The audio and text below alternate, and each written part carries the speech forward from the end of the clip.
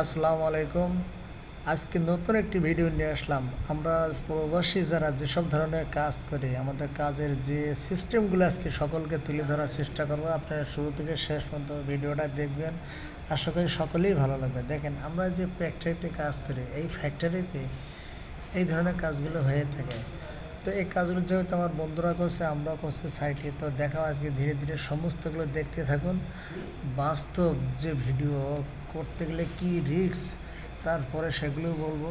আর আজকে কাজগুলো করে এখানে ভিডিও করাও ঠিক না, তারপরে করলাম। তো আসলে এই কাজটা দেখতে পাচ্ছেন কত সুন্দর করে নিখুঁতভাবে বানিয়েছে। আমি এই কাজটা গত মেশিন রানিং অবস্থায় এই পার্সেন্টগুলো এখানে করলাম। এইখানে দেখতে পাচ্ছেন এই যে ফিটিংগুলো করা আছে, যে স্ক্যাফোল্ডিং, এই স্ক্যাফোল্ডিংগুলো আমার বন্ধুরা করছে।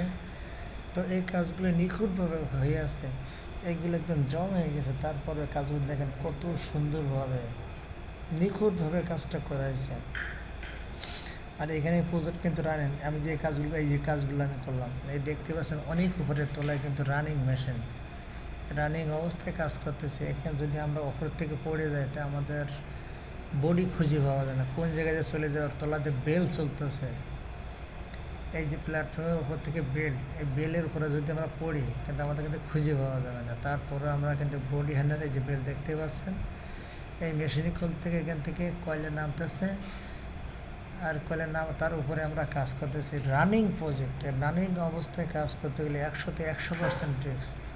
তো সবসময় একটা কথা বলতে হয় যে আমরা যে প্রবাসী, আমাদের জীবনের নিরাপত্তা একমাত্র আল্লাহ ছাড়া আমাদের দেওয়ার মতো কেউ নাই।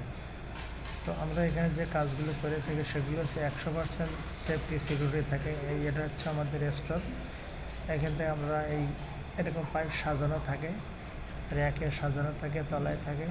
তো আমি আস্তে আস্তে সবগুলো দেখাবো। কাজ সবগুলো যে সহজ তা না, কোডিং কাজও কিন্তু আছে, আরও সহজও আছে। কিন্তু আসলে কাজগুলো, বিষয়টা হলো যে আমাদের এই কাজগুলো আমরা কন্টিনিউ করলে সহজ। আসলে যে আমরা প্রজেক্টে কাজ করি, এই রানিং প্রজেক্ট যেহেতু পাওয়ার প্ল্যান, এখানে 100% রিস্ক। এই বেল্টে পড়ে আমার এক বন্ধু মারা গেছে, কারণ সে বেল্টে জড়াই গিয়েছিল। এই জন্য আমরা যে কাজগুলো করি খুব রিস্কের কাজ, এই পাইপ দিয়ে আমরা কাজগুলো করে থাকি।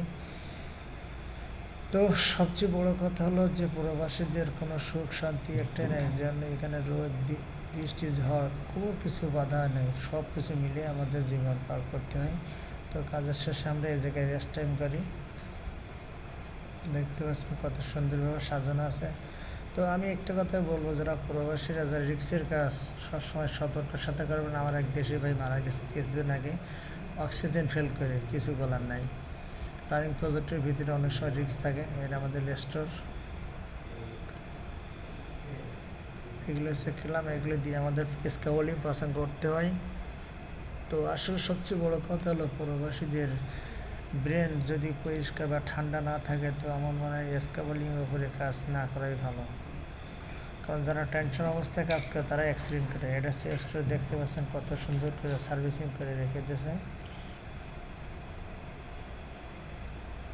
এটা আমাদের স্টোর লেডাউন বা। তো আমরা কাজ শেষ করে এখন বাসায় যাব, সেই প্রস্তুতি চলতেছে। তো যাইতে যাইতে এটুকু ক্লিয়ার করলাম, আমাদের প্রজেক্টটাকে বাইরে হবো এখন।